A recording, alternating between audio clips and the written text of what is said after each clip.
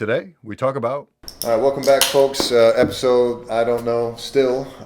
Been a long day. I'm way behind in the edits of these things, but it'll be numbered. Got another special guest. Introduce yourself, my man. What's going on? I'm Lawrence DeLoach, stand-up comic based out of New York City. I've been doing it for a few years. Good things are starting to happen. I'm excited, and I'm excited to be here with you. Thanks, man. Appreciate it. Yeah, so Lawrence, I met you at a show at the Lantern you were doing. Yes. I just happened to be there for fun, and it's my first time that I was ever there. Every time, I've only gone one other time, but every time I've gone, I've had a great time. They put on a great show there. You were the MC, I believe, Yes, I hosting, was. right? And super funny guy, great at crowd work. That's something I'm trying to get better at. And you recently won the Caroline's March Madness comedy competition. Yes, I did. Tournament, right? 2019 Caroline's Comedy Madness. 64 comics ended up winning the whole thing, and it's just been an amazing few weeks doing stand-up. And then Future played in the background. Right? Yeah, Future. So what was that setup like? Is that like an invite-only thing? Like, how does that work? They did invite certain comics. Is there a play-in, for the spot? They actually had some comics. Like from what I've heard, they had to do a play-in, but okay. I was able. I sent in the tape. They okay. liked me, and then they had me do the competition. And bro, I'll be honest with you, it was so much anxiety every week. You're doing it. You're like, I got a minute to do some jokes, then 2 minutes. Yeah, from what I heard, with each new round, with less and less comics, you're doing more and more minutes, right? Doing more and more time. Okay. And then you're just kind of like in your head, you're like, because it's competitions, they suck, to be honest. They really do, because stand-up is naturally you. It's very subjective too, right? And yes, you and the crowd. And it's like, all right, I'm going to tell these jokes to the crowd, and I'm going to go. But when you start having crowds say, all right, which comic do we like better? Right. Which comic do we like more? It makes it a very weird, tough situation. Yeah. So was it like a judge type situation? Is it a crowd laughter meter? Like, how do you win a round? So the earlier rounds, it would be the audience would basically decide who they like more. And who's the audience? Is it just all the other comics, or no? It's they have crowd.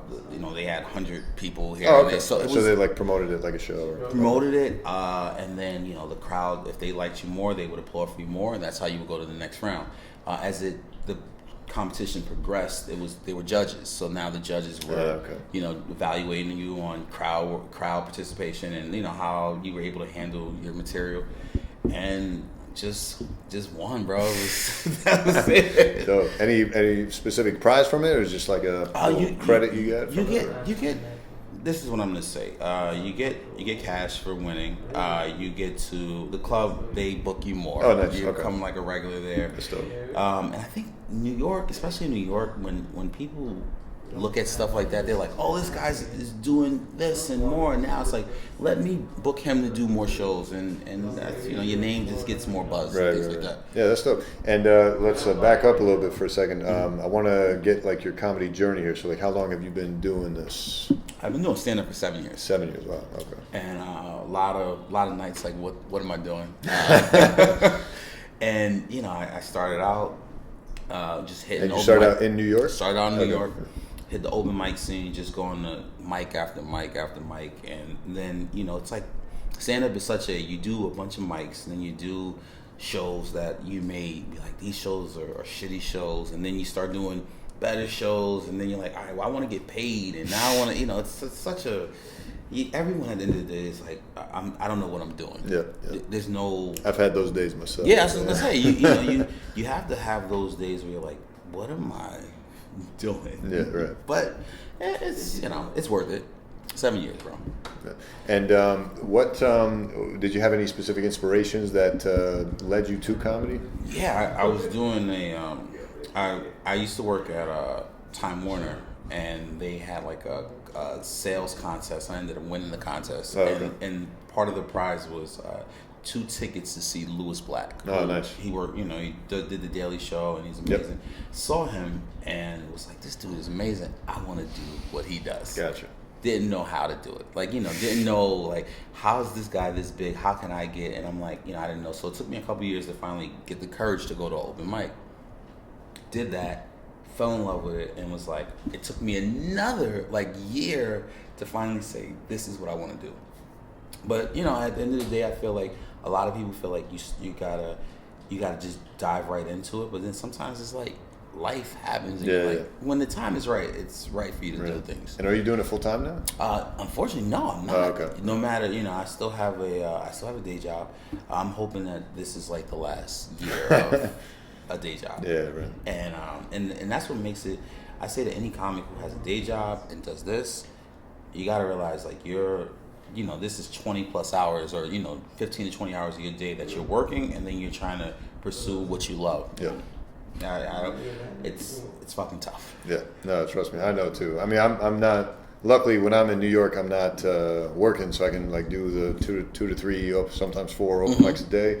But when I'm out in Iowa working, it's brutal, man. Because like I'll have a long day, and if it's on a day of the 2 days a week where there's an open mic, it's a challenge. So let me ask you a question: What are the open mics like in Iowa? They're actually refreshing, let me tell you. Okay. Because especially being out here with the whole cynical angle and like just performing for other open micers, it's a drag. And then you go out to Iowa where there's like actual real people in the crowd. And the comics there, some of them are actually better than a lot of the comics I might hear, Of course. Super funny guys, super supportive guys, super cool guys and girls. And not as many girls, but that's most comedy, I think, right? Yeah. And it's refreshing to be able to like take material that got like a... here and like take it over there, like, yo, dude, you're my favorite. Like, I hear that in so many places, like New York. When you go to an open mic, it's once again, it's just comics. A lot, and every comic is like, all right, I got to do my set and I got to get out of here. I'm not even listening sometimes, like 2 go. to 3 sets before mine, because I'm like, yo, I gotta. You got to get your stuff. So, and a lot of times, if there's an open mic with 30 comics, and if you go say 25th. There's a chance you might be performing for maybe 6 or 7 people. Yeah, there you go. I'm like, I could have done this at home, guys. There you go. But in Iowa, from what I hear, like a lot of other places, these open mic nights are huge because people are coming out. They're coming to check it out. They're coming to support their friends and family. So. And a lot of times, what I've heard from comedians that aren't even from Iowa, but they're like touring through Iowa. Like I'll go to some of the shows that they'll have. And I'll talk to the comics after because, like, I'm just trying to network, meeting as many comics as possible. I love funny people. Yeah. And I was talking to one guy that was traveling, and he got his start in Indiana. So I'm asking him the same thing, like, how's the comedy scene out there? He's like, same kind of thing. There's only like 2 open mics, and they're like spread out across multiple cities across the state. But he said something interesting to me. He was like, well, it sucks compared to New York where you can go whenever and multiple times a day. But at the same time, it forced me to handle my shit. Like I knew I couldn't fuck around when I got on stage. Like I was getting ready to do my set. Whereas here, like you get up, it's like, all right, what do I want to talk about today? There you go. When you have, like you said, in New York, if you can do, like you said, 3-4 mics a night if you want. But in a smaller city, it's that one mic that you're prepping for. Yeah. So it's very tough. Now let me ask you another question real quick. Once again, you're the this is free flow of shit. So all right, we go wherever it goes. All right, cool. So how the clubs out? You said the clubs are good in Iowa, or yeah, they have one in right. So first time I ever stepped foot in a comedy club was in Iowa. So. Because I was always watching comedy on TV, Netflix, whatever, but like I'd never stepped foot in a comedy club. And then so Iowa, their comedy club is literally around the corner from my hotel. So I was like, oh, this is perfect. And there was a free open mic, and I was like, oh, dope, let's do it. And at that club, so the open mics are only on Wednesday nights, but on the weekends they draw in big acts. Like they had Miss Pat apparently last weekend. She killed it apparently, packed rooms. TJ Miller was there late last year. Jeremy Piven was doing some sets through there. So like they'll get big names through there. And there's a pretty decent Iowa comedy crowd. Like a couple of their Facebook groups I've joined, and they'll be bouncing different shows and open mics that they're doing out there. So it's a pretty strong presence, I would say. Okay, and not what you would expect, but No, but I mean, you got to realize, like you said, you said that there's comics who, when you see their material in Iowa, their stuff is funnier than comics, and that's a thing. It's just a lot of the time. Sometimes everyone feels like you have to do comedy in LA or New York, but at the same time, when you're in Iowa and you're in Indiana or whatever, you're getting stronger every time, and eventually you're gonna say, all right, you know what? I've done everything I could in Iowa or Indiana, and I'm moving to New York. And then you come here, and then you bomb. There you go. Then you start from scratch. It's like they're like, okay, and who are you? I've heard several comics kill and be great features and in their city, and then come to New York and everyone's like, okay, we don't care how good you were, you got to start from the beginning. That's how it goes. Yeah, man. Right. Have you ever? I know as a doctor, do you not use material, but do you? You know, what butt jokes are half my act, man. Oh, really? Okay. But no, I mean that's you talk about what you know, right? So I found it to be actually super helpful because you know, it's material no one else is using, right? Mm-hmm. And you know, I have a lot of medical stories that, you know, funny things that have happened in the workplace that, you know, I can carry over because most doctors don't really have a personality, or at least not for the stage. So it's kind of nice that I'm able to bring that, and I'm still not good, I would say, but I'm definitely getting better, and you know, way ahead of where I thought I would be just 6 months ago. If you told me what I'd be doing now, I wouldn't believe it. Well, that's what I was gonna say. You know, you got to look at it as like, how was I? There you go. 6 months ago. Now, am I? Even 6 months later, you may be like, am I more comfortable on the stage? Do I feel like I can riff? Can I? You know, that's it's all goals that you set for yourself. Yeah, one of the comics in Iowa put it in perspective for me. He was like, "Yo, dude, you know, they didn't hand you a scalpel day one of medical school. Like, you had to fucking go through this decade of shit. And now I'm literally an autopilot. I'm like, all right, yeah, I know what I'm doing. Boom, boom, boom, boom. So, like, I would love to get that feeling as a comedian. Like, yep, I know what to do here. The person said this. I got something for this. Blah, blah, blah, blah. So it takes so much time. And like you said, you as a doctor, I'm sure everything that you've gone through to get to where you at, it like you said, it wasn't overnight. Yeah. And honestly, that's I get pissed off though sometimes because I'm like, yo, this is great, I got all this content no one else is using. But then I see other comics who, like, I've met comics like, you know, Osama Siddiqui. I know Osama. Yeah. So he's going to be on the podcast at some point. We're trying to shoot for Friday, but I think our schedules aren't aligning, so maybe next time I'm back. Okay. But he skipped medical school to do the comedy thing. Really? And he's a little bit younger than me, but still, like, he's way ahead of me in terms of years spent doing this as opposed to medicine, right? Now, I may be doing better financially, but I'm fucking jealous of how much funnier he is than me, right? And it's just like, it creates this just like, damn, instead of being a doctor, I could have been like doing this whole comedy training. I get it. So I understand. There's a little bit of envy in that, but like, it's just, hey, you know, this is just what it is. But you know what I'll say to you? I say, you know, and like I said, when it's time, or when the right time, you started when it was time for you to start. Yeah. Like, you know what I'm saying? Like, so many people will be like, oh man, I wish I started when I was 16. And it's like, you may not have been ready. You may have. All you got is dick jokes back then. There you go. Like so the more experience you get, you live the life. Like, you understand what I'm saying? Like, you have experiences. And I think that is what makes stand-up amazing. Like, people don't want to hear some 12-year-old kid get on stage and, you know, try to give their life. You've lived a life. Right. People appreciate that. Yeah, exactly. So. Yeah, and honestly, the other thing I've learned with stand-up is half the battle is, well, few things, but, you know, just off the top of my head, being likable on stage, creating likability, creating relatability, and just be interesting. Like, you gotta captivate the audience. So if you start the premise, and maybe it's a funny joke, but if that premise is a premise everyone's heard like a billion times, they've already checked out. Like, okay, I guess I know where this is going, even if there is a twist. You know, I heard Chris Rock say one time, he was like, you know, there's a lot of funny jokes. It's just the way people set it up and they tell it that makes it not funny. Right. And that's, I agree with you on that, because when I first started, I had plenty of premises that I thought was funny, but they weren't. And as you grow and you get better, and you're like, oh, I can kind of, you know, fix the shit that I didn't know what I was doing. Right. Do you ever do any? I'm sure people have noticed the Supreme hat, right? So, and of course your sneaker know-how on the segments we did earlier in the shoe gallery. But do you ever bring like the streetwear type things into your material on stage?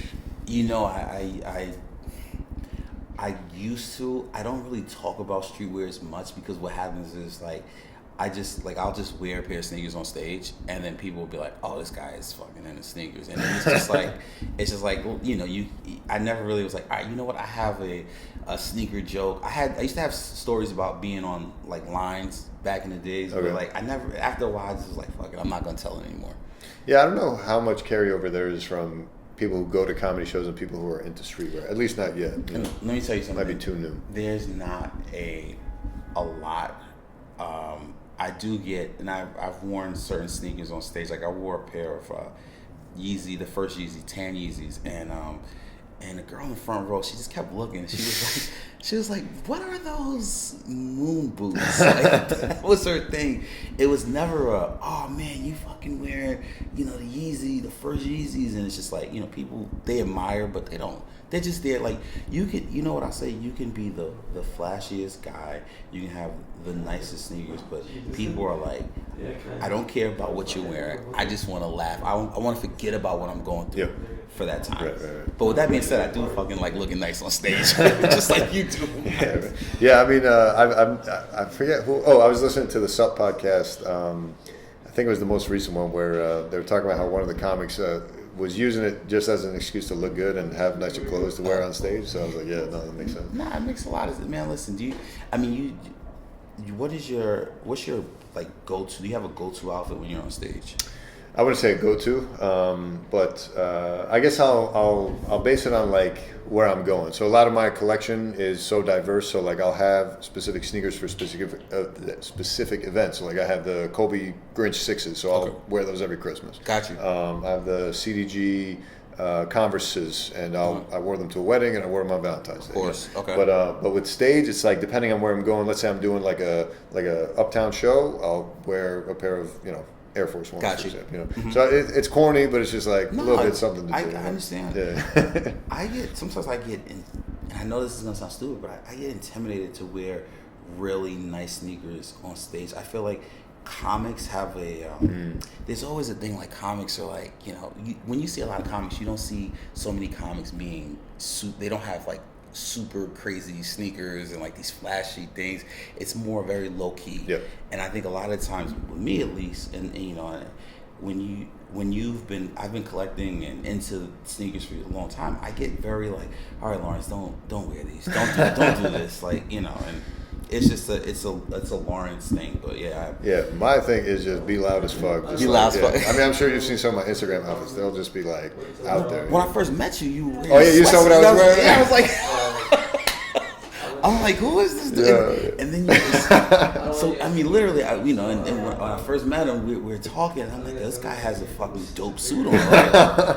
And then it was the Teddy Fresh official like entire jumpsuit, the hoodie, the color block hoodie, and the color block sweats. Yeah. Dude, we're talking with the Pharrell yellow loud ass NFTs. Yeah. I'm looking at this dude. I'm like, yo, this guy's outfit is dope. He follows me on Instagram, so then he messages me. We were just talking about like kombucha and all that stuff. So I follow him back, and I'm looking. I'm like, this dude's like collection is insane. Yeah, I keep it diverse. Yeah. But that's man, and that's what I think, man. Like a lot of sneakers, like you just gotta have like you said, a mix of everything. Yeah. I think I wearing stuff on stage, I try to be low key, but then sometimes I'll be like, let me just wear these CDG 180s, these black and pink shits. Or I saw those, yeah. Dude, and then sometimes it's like, I wore a pair of the Off-White Prestos. I did a show, and after the show, it was Air Max Day last year, and a couple dudes came up to me and they were like, we've never seen Off-White Prestos on anyone's feet. We kept staring at them the whole time you were on stage. And I'm like, dude, just listen to my jokes, bro.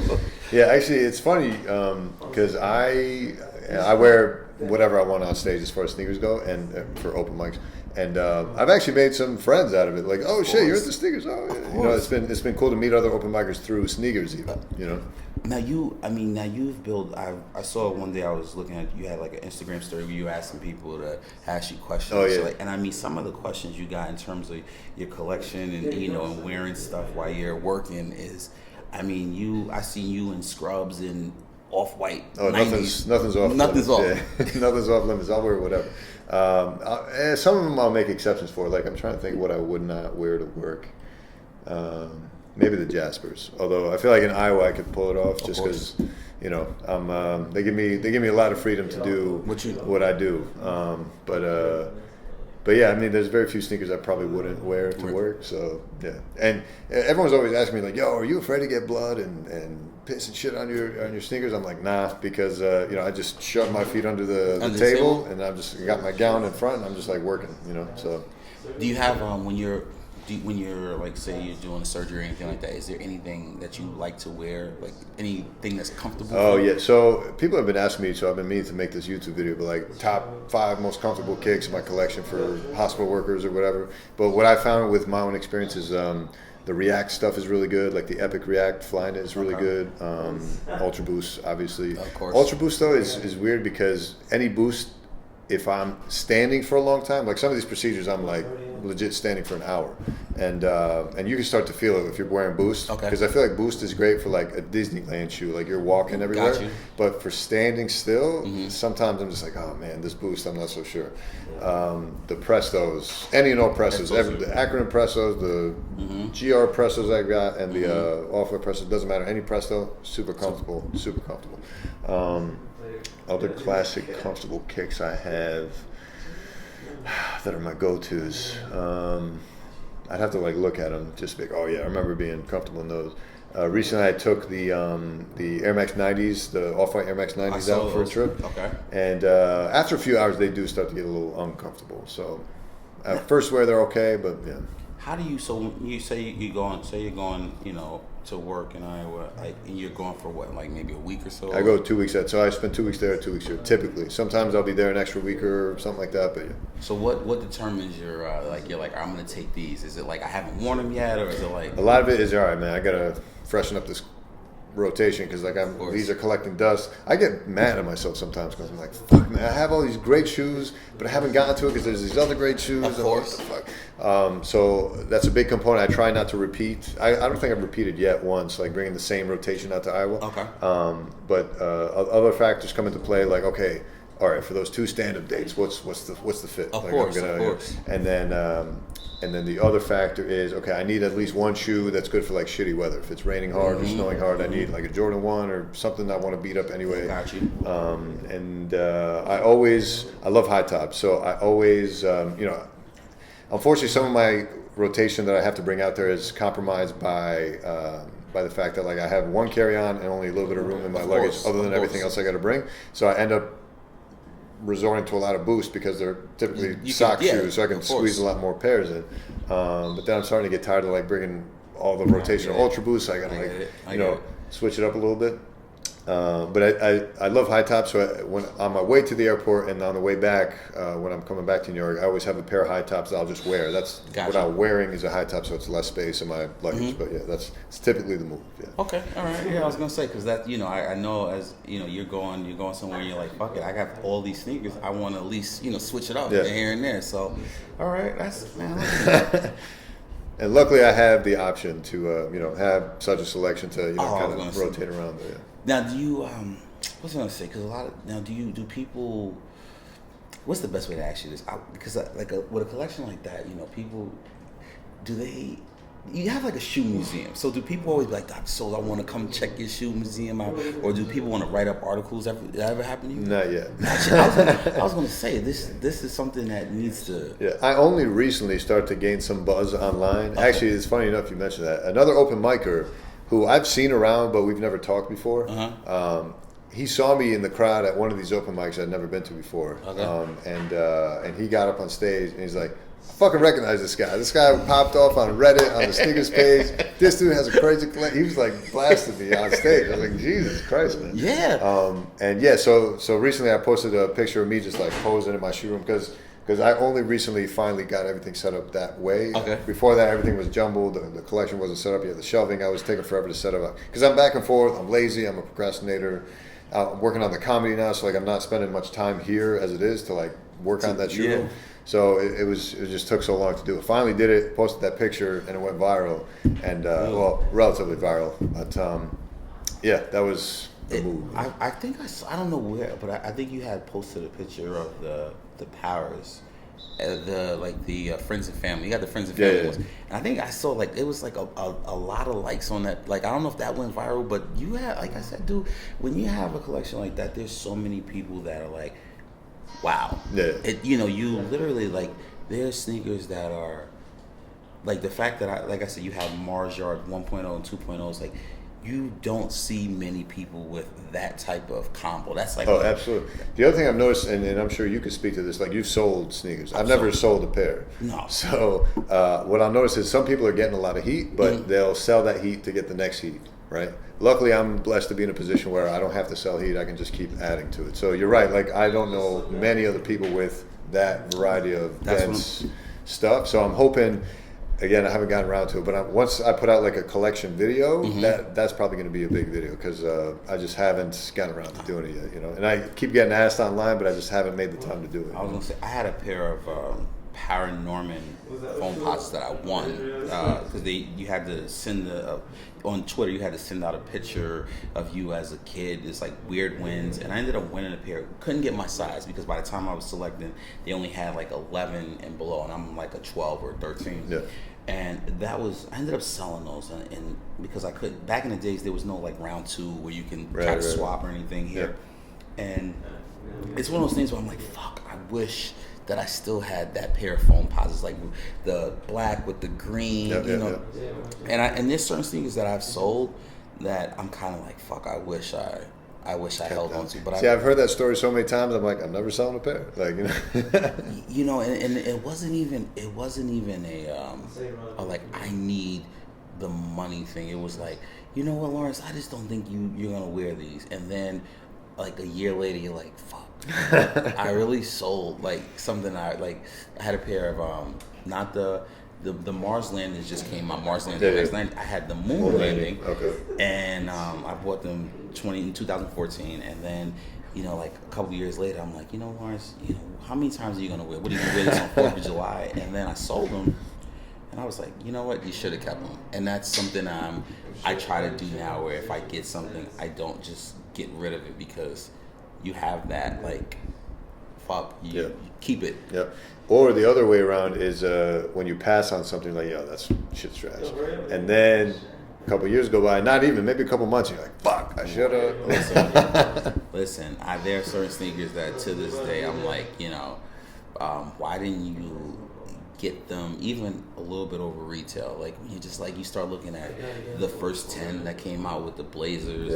Like there was the Blazers, I can remember people were selling them for like $400. Yep. And then now you look and you're like, these are at least a grand. At least. You know, I was lucky that I was able to get the Chicagos and the Prestos at retail, but like, you know, I said I will never let go of those, but you know, Prestos were, you know, $700, $800 shoe, and now they're $1,600, $1,700. Yep. Yeah, I remember being mad, and I was like, yo, I made a good move. That's the thing. Like, there's certain things that you made. I don't know if you remember the Fragment Jordan ones. Yeah. Man, I got lucky, got a pair for retail, and people were selling. Damn, dude, how many raffles you winning on? Dude, listen, when I was connected back in the days, right? Yes. But I mean, I remember frags and dudes were selling for $600. Now that's a $2,000-$3,000 shoe. Yeah, I remember seeing them at Flight Club for like $1,000, and even back then I was like, nah. But then now I'm like, I kind of wish.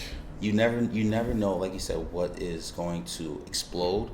And sometimes people are like, well, why would you pay this much money for a sneaker? And you're like, listen, it's either I get it now at $350 or $400 before, or next thing you know, it's $1,450. You're like, yeah, that's the worst. I hate that game you have to play. Like, not only can I not try the shit on in store, not only can I, like, especially before I moved down to the city, like, I definitely didn't even have access when I was living in upstate New York, right? So it's like, I'm never going to be able to even touch the shoe, see the shoe, how the fit of the shoe is.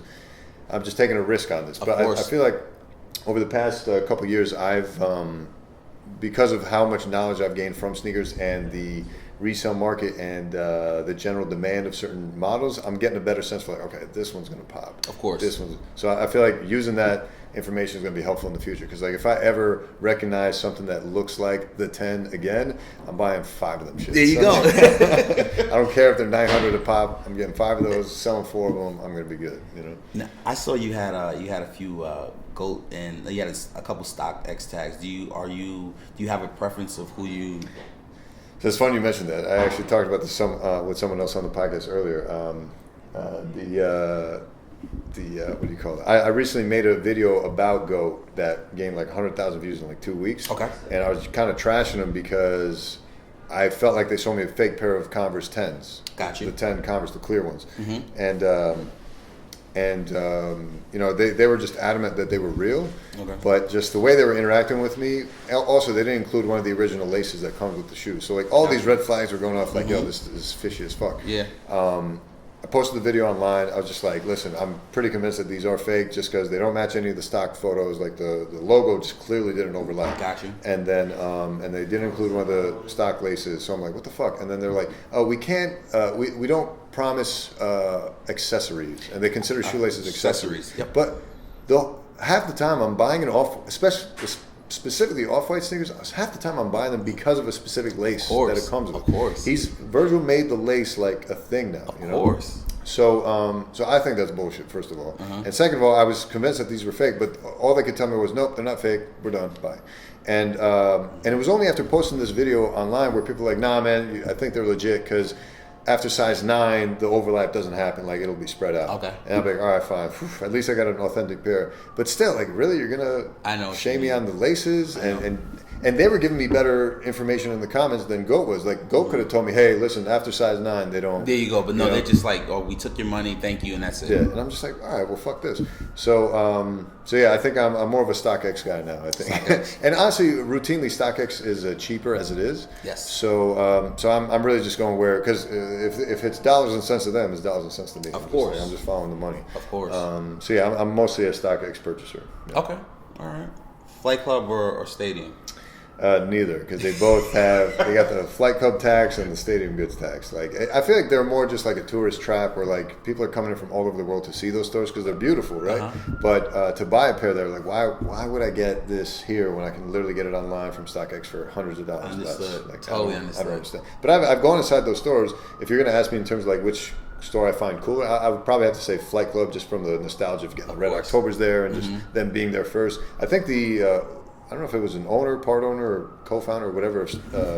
Flight Club went off to create Stadium Goods. Yep. So, yeah. So I mean, they're both pretty on par to me as far as like an establishment, but I would never shop there, I think, unless they had something that. Sometimes I'll still buy things from Flight Club because they are the only ones that have a certain shoe. You know. Oh, another question for you, because I like this. This is fucking amazing. I love this. You live in New York, right? You're a huge sneaker guy. What do you think of the New York City like sneaker community culture like aspect?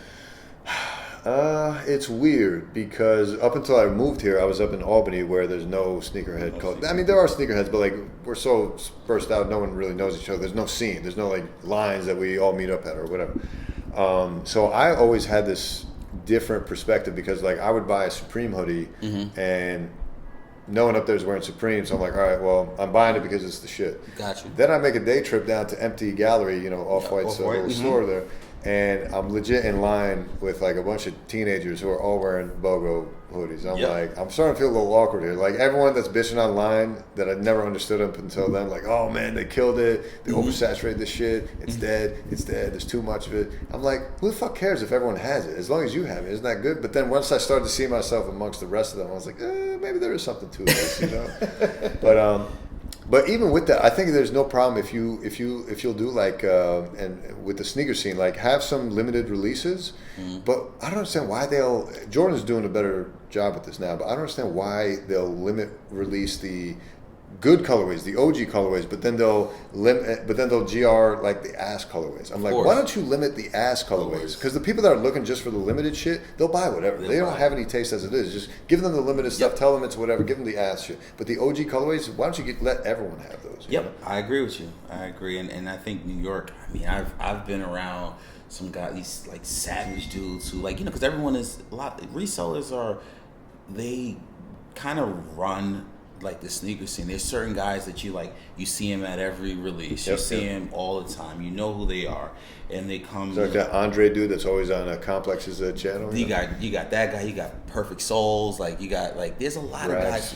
Yeah, you got Racks. You got a lot of guys who you see all the time, and I do feel like New York has, at least with like raffles and with like certain apps, like they've changed, because I remember when things were like first come first serve, and if you were scared, Like if you were a scared person, like people were gonna skip you, and you weren't gonna get the shit that you wanted. So yeah, I've never stood in a line for sneakers. I never will. Oh no, I don't have the time for that shit. You know what I mean, dude? I mean, I've gotten to the point where as I've gotten older and I'm an adult, I've cut all that shit out. But like when I was younger, I was like, oh yeah, this is cool. Let me stand online. And it's like that's something. The more sneakerheads I meet now from New York. I get jealous of them because like the connections they made and bonds they made from those lines, I'll never get that experience. You know, it's like those days are over. You don't need that. You don't want it. Oh man, it's funny. At one time, I followed some of these sneakerheads on YouTube.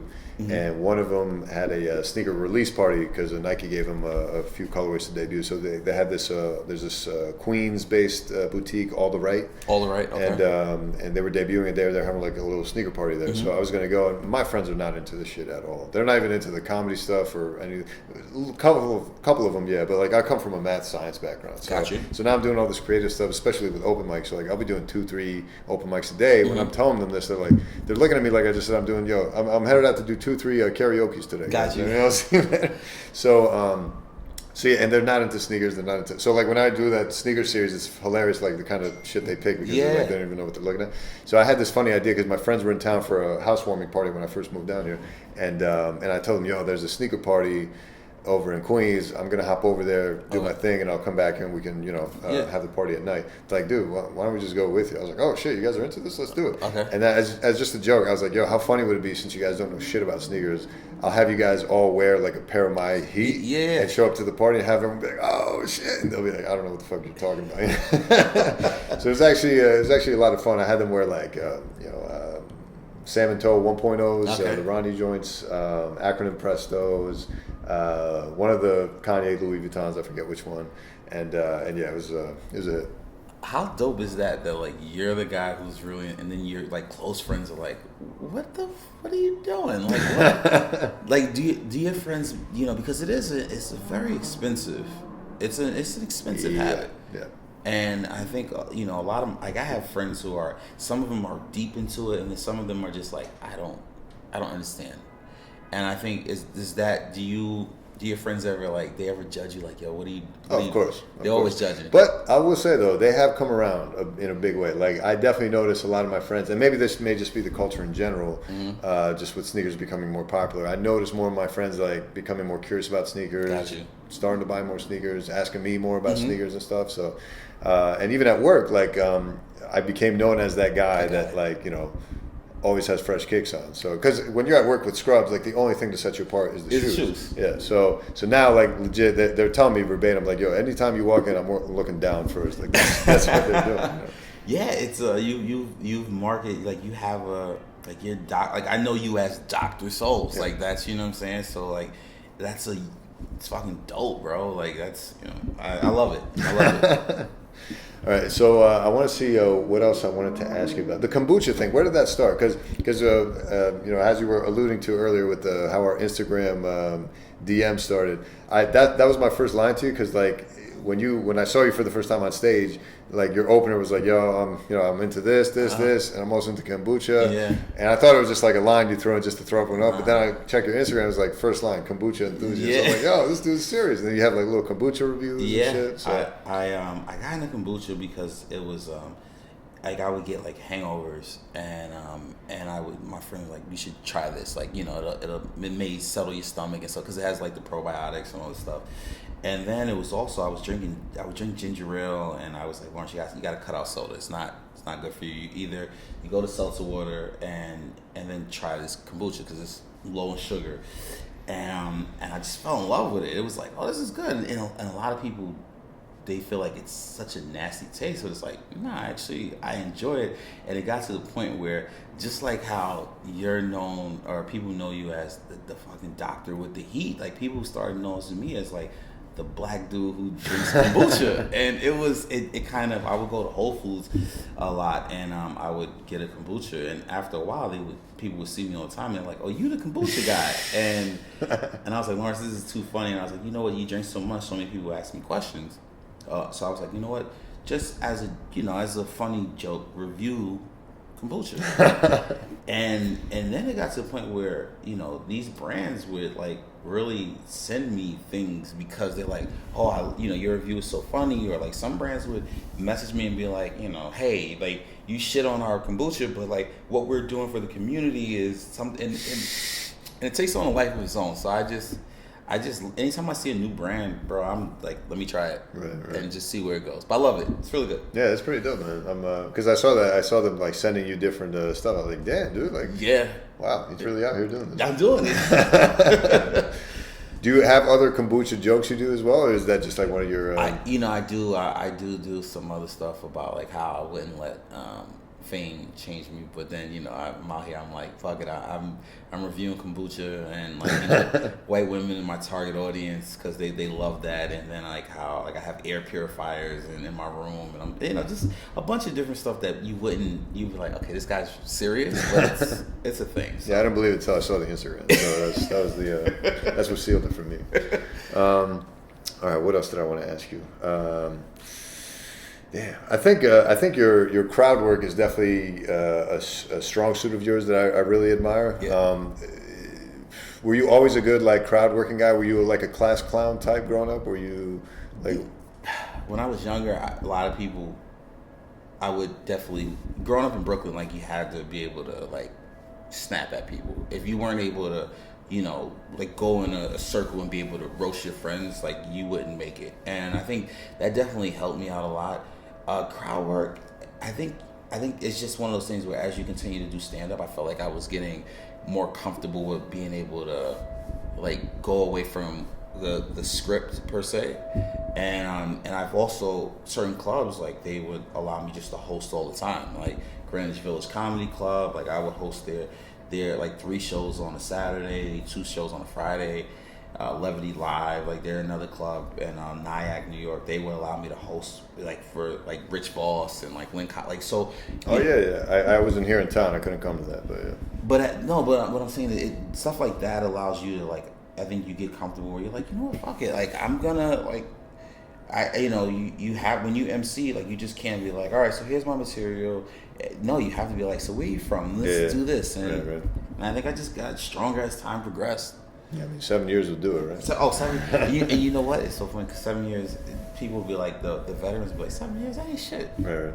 Oh, I got a funny story for you. What's up? So when I decided, I really should commit to this comedy thing and like go balls to the walls, because my friends in Iowa roasted me when I was like, yo guys, you know, I did pretty good here for my first couple sets. I went to New York, got busted, and I went back to Iowa, was starting to do good again. I was like, you know what, I think I'll just stick to Iowa comedy. And they just started dying. I was like, what?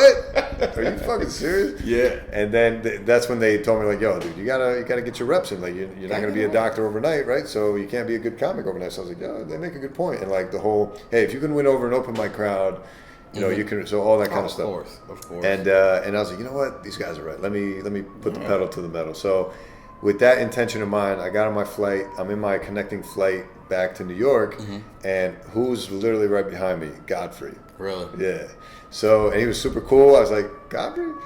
Dude. And we just started chopping it up for like a solid half hour, got on the plane. I'm thinking, oh shit, I'm gonna offer him to get a taxi back home. We'll keep talking, we'll keep chopping it up. And but his friend had to pick him up, so I missed that opportunity. He did agree to it though, so almost got it. But he told me he was gonna be at the Cellar that night doing a set. I was like, oh, I've never been to the Cellar. Let me check it out. So talk about like going from open mics being like intramural basketball to watching LeBron courtside, right? Of course. Comedy style, I was like, Jesus Christ, man, what am I doing, right? Of course. But what's funny is that after the show, I hung out with him after the show. Him and his boys were out there, and then we all started talking. And I spent legit, like, I was at the Cellar till like 6 a.m, and then the Black Cat just hanging out with these comics, like Jared Freed, a few other comics I got to meet, you know.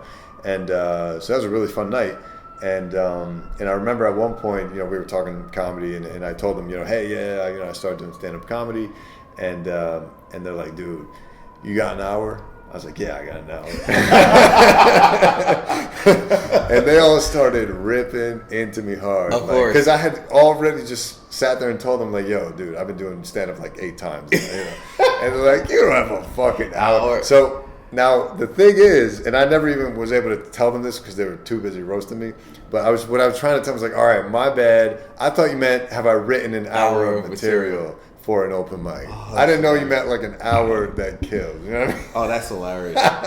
Those guys, listen, I've hung out with, Jared and, a lot of those guys at Fat Black. And there's been nights when I've left Fat Black at like 7 a.m, like, what the fuck am I doing? But they're all great guys. I mean, Godfrey, I've seen Godfrey so many times. He's amazing. He's a tough act to follow. If you have to follow him, it's going to be hard for a lot of comics.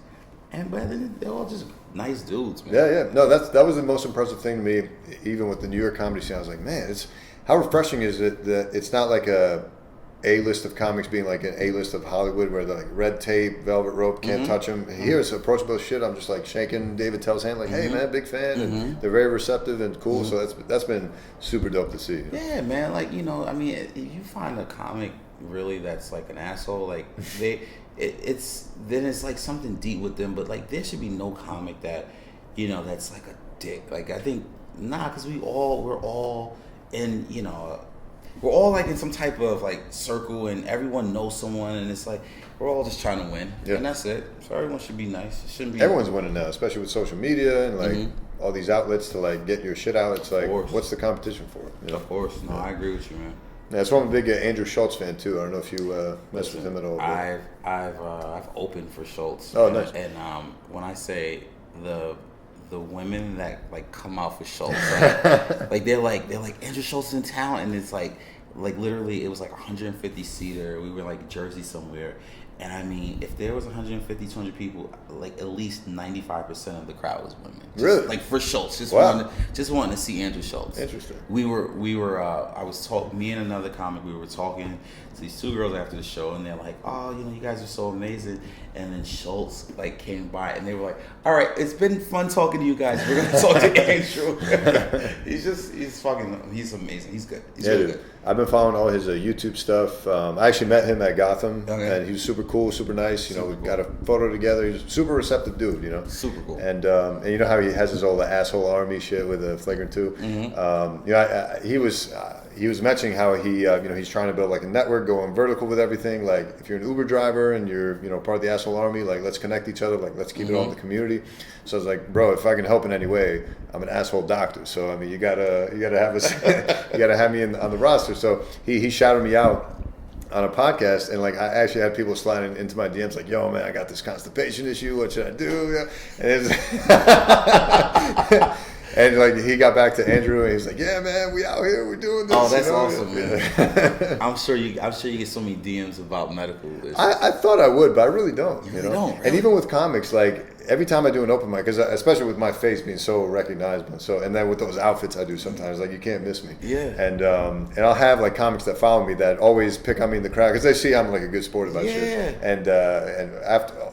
Aside from picking on me, they'll be like, hey, especially the girls will be like, well, I've got a lot of IBS issues and we should talk after the show, But they never do. It's like, it's never been a consistent, it's never like, hey, I have a rash, let me check this out. It's never like that. But because you're a GI doctor, so you get, I mean, obviously, it's someone probably be like, all right, if I have a stomach issue, then they'll talk to you, but for the most part, it's like, and I'm sure there's that inside of someone like, I'm scared. Should I ask them a question about my health? Like, right. I'm sure. Most people are kind of shy about it. They're like, oh man, I feel so awkward talking to you about this. But I'm like, dude, do you know what I do for a living? I do this shit literally all day, So I try to, and even with my patients, like they'll come in, like you can tell if they're uncomfortable talking about something. So like I can already sense that, and like I said earlier, like I already know like how a lot of these conversations are going to go. So I'll guide them through it. I'll be like, all right, so a lot of yes, no questions, and I'll just matter of fact. I won't be like, yo, diarrhea. Like I'm not doing that. I'm like very matter of fact, like, so you have this, and I'm just treating it like a regular conversation, or as regular as you can make it. But, of course, so that typically helps. But yeah, I haven't noticed a lot of people asking me for help. So, and I'm here to help. I'd be happy to do it. But yeah. Okay. All right, man. I don't want to keep you all night. I know we've been going a bit now, so I'm going to give you one last opportunity to plug your stuff. Yeah, once again, Instagram, Twitter, LZD325. My website is lawrencedeloach.com. We have an awesome podcast called Sup that actually I told you before I want you to do it when you're in town. Oh, yeah. And because this would be awesome. And That's it. I'm cool, and then you like to. Anything you want to? Well, they know me, so this is my shit. Yeah. But no, yeah, super funny guy. Definitely check him out if you're in New York. Need a place to, or need a show. Or do you have any shows coming up? When is this releasing? I don't know. Hopefully soon. So I wouldn't say. Well, go to my website, and then I have my shows listed. Perfect, absolutely. Yeah, man. Thanks for coming. Really appreciate it. And yeah, definitely check him out, man. Super funny guy. On his come up and. Also post some streetwear stuff so you can check out the fits on occasion, right? Definitely, yes, yeah. yes. And the podcast is really good. The sub podcast, if you're looking for more of a streetwear, I wouldn't call it a hype beast podcast, but definitely a streetwear fashion. What's the right word? It's a little bit of everything. Pop culture, a little bit of. We try to throw music in there, a lot of stuff. Just check it out. I love the giggles on that show. The laughs, are just next level. But anyway, yeah, catch them all there, and we'll see you guys next time. Peace.